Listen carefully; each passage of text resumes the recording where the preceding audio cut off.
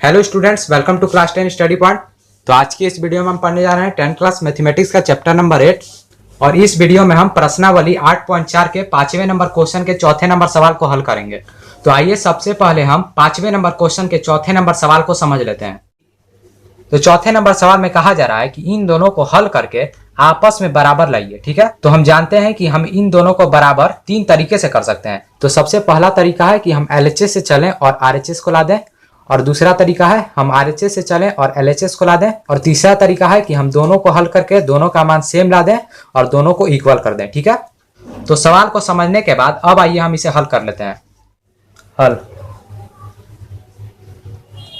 तो इस सवाल में हम राइट हैंड साइड से चलेंगे और लेफ्ट हैंड साइड को लाने की कोशिश करेंगे। ठीक है, तो इसलिए हम यहां पर लिख लेंगे राइट हैंड साइड, यानी कि RHS से चलेंगे और LHS को लाने की कोशिश करेंगे इज इक्वल टू। तो हमारा RHS यहां पर है, तो सबसे पहले RHS में दिया हुआ है साइन स्क्वायर है। तो आपने इस फॉर्मूले को पढ़ा होगा कि साइन स्क्वायर है प्लस में कॉस स्क्वायर है बराबर होता है 1 के। तो अगर हम इस फॉर्मूले के हिसाब से साइन स्क्वायर ए का मान ज्ञात करना चाहें तो यहां पर हो जाएगा sine square A is equal to, और कॉस स्क्वायर है बराबर की इधर प्लस में था, तो अगर हम इसे बराबर को उधर भेजेंगे तो माइनस में हो जाएगा, तो 1 माइनस में कॉस स्क्वायर ए हो जाएगा। ठीक है, तो इस फॉर्मूले के हिसाब से साइन स्क्वायर है बराबर हो गया 1 माइनस में कॉस स्क्वायर है। तो यहाँ पर है साइन स्क्वायर है, तो इसके जगह पर हम 1 माइनस में कॉस स्क्वायर है को लिख सकते हैं। तो आइए हम इसके जगह पर 1 माइनस में कॉस स्क्वायर है को लिखते रहे। तो यहाँ पर हम लिखेंगे 1 माइनस में कॉस स्क्वायर ए और बटे में 1 माइनस में कॉस ए। ठीक है, और हम आगे बढ़ेंगे इज इक्वल टू, और यहाँ पर एक था तो यहाँ पर हम 1 लिखेंगे, और यहाँ पर हम एक काम करेंगे इसका स्क्वायर कर देंगे।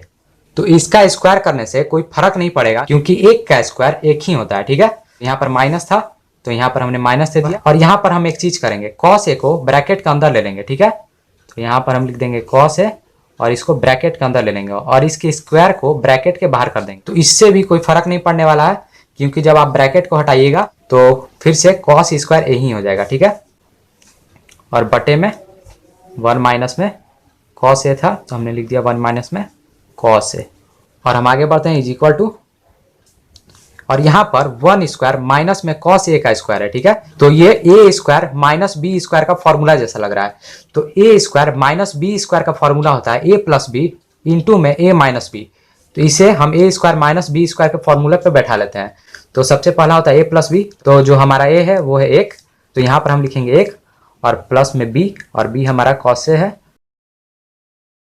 तो यहाँ पर हम लिख देंगे बी और इसका ब्रैकेट।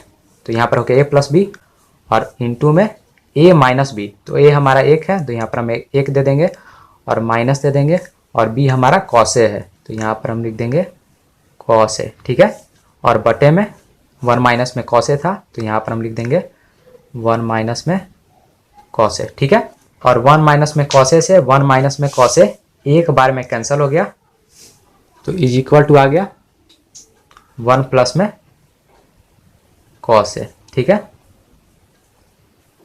और हम आगे बढ़ते हैं इज इक्वल टू, यहाँ पर 1 था तो 1 के नीचे 1 छिपा हुआ रहता है तो इसे हम लिख सकते हैं 1 बटे में 1, और बीच में प्लस था तो यहाँ पर हम दे देंगे प्लस, और यहाँ पर है कॉस ए, तो चूंकि हम जानते हैं कॉस ए बराबर होता है 1 बटे में सेक ए के, तो इसके जगह पर हम लिख सकते हैं 1 बटे में सेक ए। ठीक है, और इज इक्वल टू, और जब इन दोनों का एलसीएम लीजिएगा तो सेक ए हो जाएगा, तो यहाँ पर हम लिख देंगे सेक ए, और जब सेक ए को 1 से डिवाइड कीजिएगा तो सेक ए हो जाएगा, और सेक ए को 1 से मल्टीप्लाई कीजिएगा तो यहाँ पर हो जाएगा सेक ए। ठीक है, और बीच में प्लस था तो यहाँ पर हम प्लस दे देंगे, और जब सेक ए को सेक ए से डिवाइड कीजिएगा तो एक बार में चला जाएगा, और 1 को 1 से मल्टीप्लाई कीजिएगा तो 1 ही होगा। और हम आगे बढ़ेंगे इज इक्वल टू, 1 को हम आगे लिख लेंगे और प्लस में सेक ए को हम पीछे लिख लेंगे। ठीक है, और बटे में जो था वो हम लिख लेंगे, तो बटे में था सेक ए।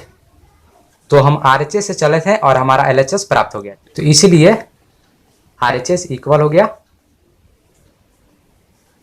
LHS के।